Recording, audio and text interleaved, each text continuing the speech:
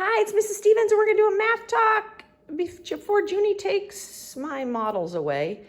I was trying to show you all with something from my house how to do place value. And so I had one toothpick here, and then the next place value, I did a bundle of some. How many do you think are in this bundle? Well, you can't see the ones anymore because Junie grabbed them. And then I tried to make another bundle. And no judgment, please, but not my best work. And what do you think? How many do you think I was trying to put in this bundle?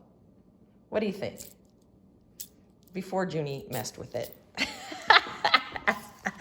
Anyway, good morning. It's early. I'm still in my bathrobe. No judgment. Good to see you guys. And I was talking to some second grade teachers, and we were talking about adding 3-digit numbers, big numbers together, okay? And so I wanted to talk to you about a couple things today before we learn something so important like different ways to add numbers. I want to remind you of some words you might hear, okay? And those are models. We will do things to model what we're doing in math. And it's to help us have a visual model of things, a visual idea of how numbers combine. And then we also talk about number sense. And we do that because we want you to understand how numbers are connected. As a matter of fact, I've got a big secret. Numbers are made up of other numbers.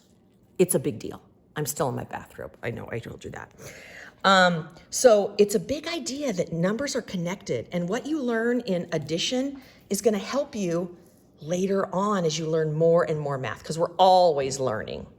And then we want you to be able to be flexible so that you can choose, how do I want to do this today, depending on what the numbers are or what the situation is. This is the really important thing here, because I hear kids say, I do it this way, or I like this method, or this one is best, or my mom learned it this way, or my teacher said to do it this way, or Joe said to do it this way, whoever Joe is. And I just want you to know that there's no one best way for every situation. It depends on the numbers. And so here's the big idea I want you to take away today. You're going to learn the traditional algorithm at different times, I don't know, whenever your teacher decides. And it's a great, great, great algorithm. It's very efficient and effective. But it's not always the best thing to do. It's just not. There are more efficient ways depending on the numbers. In this case, I thought, you know what? I'm going to just use a traditional algorithm. So I looked at the ones place, and I added them up. Then I looked at the tens place, and I added them up. And then I looked at the hundreds place and I added them up. Perfect, right? Sometimes you might have more than 10 in one place, and then you have to move it over, right? But I want to ask you something. Sometimes we can use other ideas to do this that may help us. So what if you had a number like this, and you were going to add it to a number like this? Okay? Right? And you may say, oh, I'm gonna line them up and I'm gonna do the traditional algorithm. And I'd be like, cool, that's great, good for you. And my husband and I are talking about this. And he looked at these numbers and he's like, oh, I see some tens. I'm just gonna go ahead and make those. And I'm like, what are you talking about? He goes, well, I know that 8 and 2 are a 10, and I know that 9 and 1 are a 10, but these are hundreds, so this is gonna be 1,000. I mean 100. Sorry, 10 plus 90 is 100.